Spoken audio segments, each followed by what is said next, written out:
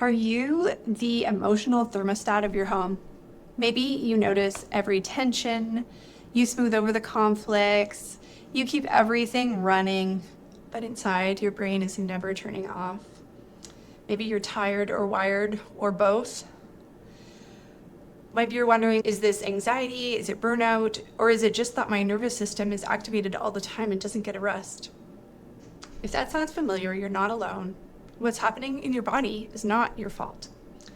I'm Jessica Dell Andrews, and I'm a Canadian certified counselor in Calgary, Alberta. I work with parents who feel like they're constantly on the edge, or maybe snapping more than they'd like, or shutting down entirely. Today, I want to help you understand why what looks like anxiety is often happening at not just a cognitive level, not just an emotional level, but also a nervous system level. It can be a nervous system that's been running in survival mode for far too long. And let's talk about what are the things you can do about it. Let's break this down. Number one, there's an ongoing invisible load. Burnout is not something that happens overnight. Most parents carry an invisible mental load. Things like remembering appointments, managing emotions, handling sensory overwhelm, juggling multitasking constantly. And when your nervous system doesn't ever get a true break, busyness becomes chronic activation in your nervous system, chronic fight, flight, sympathetic nervous system response. And then your nervous system, when it sees that this threat response is on, even at a low grade, for so long, it will start adapting by staying more vigilant, more alert, and more activated. Number two, fight or flight versus shutdown. Because your nervous system's job is to keep you safe, when stress is constant, it will shift into threat mode, into protective stance. We have the sympathetic nervous system activation, which is fight or flight. That might look like racing thoughts, irritability, snapping, trouble sleeping, restlessness. And we have shutdown. That might look like emotional numbness, brain fog, wanting to withdraw, exhaustion. Neither of these are failure. Neither of these are laziness. Neither of these is you doing something wrong. These are your body's strategies to survive when the pressure of life is ongoing. Number three, the pressure of parenting. Parents, and especially parents raising teens or sensitive children, maybe children with disabilities or children with neurodivergence, parents of all kinds will often carry guilt and fear. That's something that we often have in common as parents. There can be the fear of messing up, the kind of guilt when it feels like the people around you are managing better than you are. But remember, we don't know what goes on behind the scenes in everyone's life. There might be the constant mental replay of, am I doing this right? Are my kids going to be okay?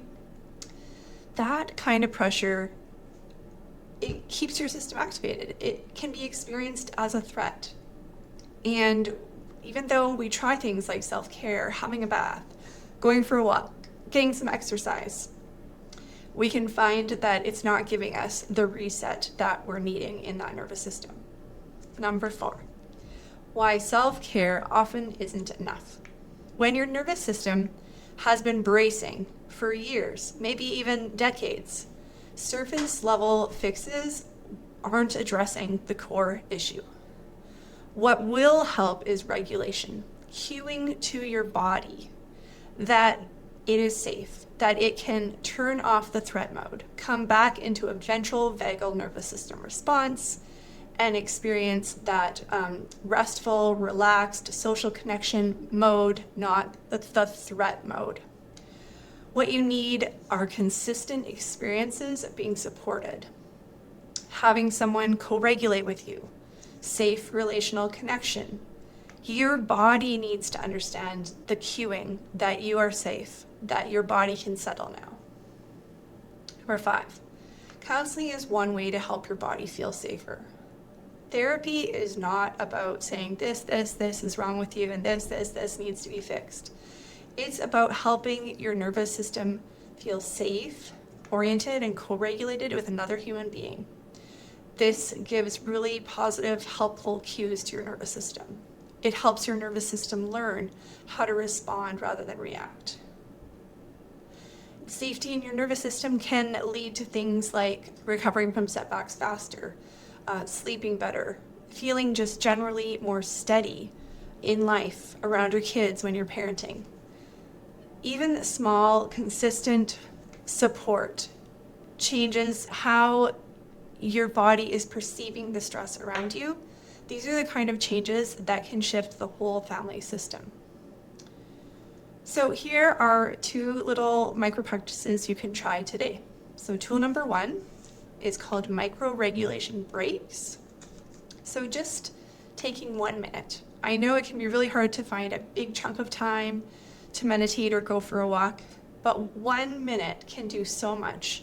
And when there's all of this input coming into your brain and your body indicating threat or input that your body is perceiving as threat, taking 1 minute to give an alternative input, to give additional information to your body, to let it know that the potential of being safe could be there, can be really helpful. So it could be 60 seconds of mindful breathing, 60 seconds of gentle stretching, 60 seconds of just closing your eyes and listening internally. These are the kind of things that give your nervous system a mini reset. You can try putting 1 hand on your chest, 1 hand on your belly, and just feeling your hands move up and down. Some ways that your body will interpret breathing as calming and as a reset to the nervous system will be if your rib cage is really expanding bilaterally, and if your exhale is longer than your inhale, and if your diaphragm is involved, because these are the types of breathing that we don't see in an activated sympathetic response. And tool number 2 is seeking out safe connection. So reach out to someone that you trust, a friend, a partner, a counselor, and just ask them if they can hear you, listen to you without judgment. Just take that time to share your load, even briefly. That can help your nervous system feel like it's not carrying everything alone. One of the things that I like to do is use the Marco Polo app, which is an asynchronous video app. That way, if I have a good friend that I feel is trusted and safe as a person for me, but our schedules aren't aligning, I can send them a message on Marco Polo and I can feel the shift in my nervous system after I've shared with them what's going on with me. And then they can respond when they have time and I can listen to it later. If this video is resonating with you, you do not need to wait until you have a breaking point in order to reach out for support. You've already probably been carrying so much for so long, and you don't have to wait for things to get better before reaching out. At Eckert Psychology and Education Center in Calgary, we have a trauma-informed team that helps parents and families navigate nervous system overload, anxiety, and burnout. One way you can get connected with us is to reach out for a 15-minute free consultation. We offer both in-person services in Calgary as well as online services across Alberta. You deserve to feel steadier, more present, and more like yourself again, and your family deserves that too.